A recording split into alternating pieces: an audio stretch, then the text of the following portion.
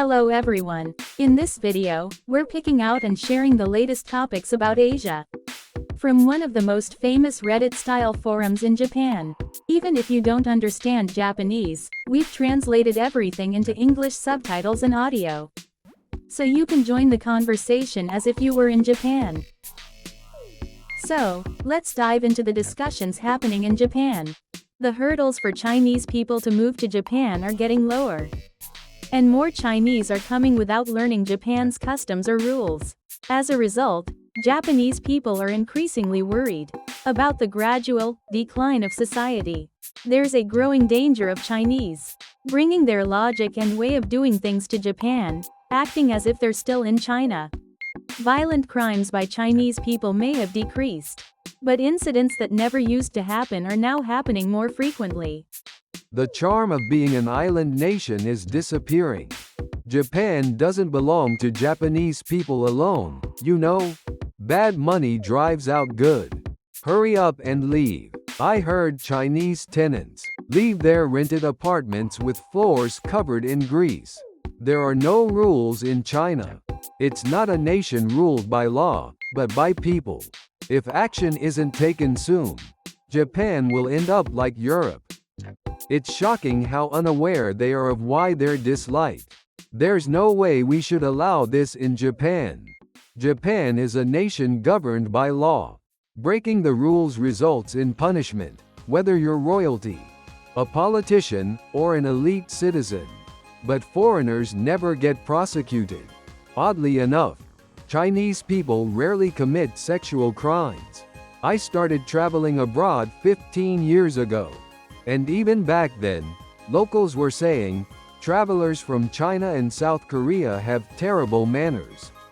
It's just old people whining because they can't adapt to change.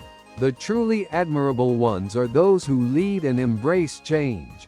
The Chinese mindset toward nature is so immature.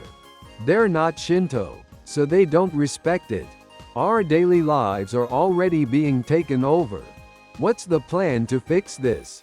Relying on the idea that people are inherently good or trusting in others' ethics is the problem.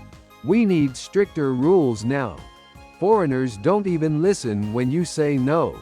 Watching videos of foreigners causing trouble, you can see the difference between white people and Chinese people.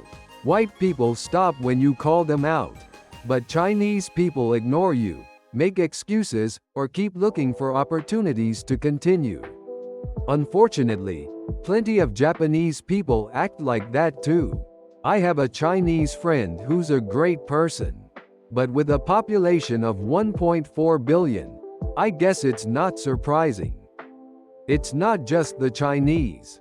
Living with different cultures is hard. Separation might be the best option.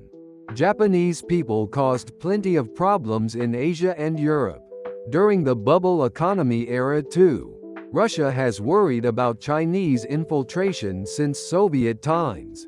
Across the Amur River, Chinese people quietly settled in Russian territory. What used to happen only on connected land is now happening by sea and air. Japan is bound by Galapagos rules and will be wiped out by invasive mainland species. No wonder France treats Asians coldly. Of course, we're seeing these results after letting so many Chinese in. Incidents and accidents caused by Chinese people will only increase. Why not just put police on every corner like they do in China? This isn't about Chinese people being bad. It's just that Japanese standards are too high. Thinking that solving the birth rate problem, bringing in foreigners is just incompetent. It can't be helped. Chinese people will just have to learn. They won't learn. That's just how they are. Why is Japan so unlucky with its neighboring countries? It's exhausting.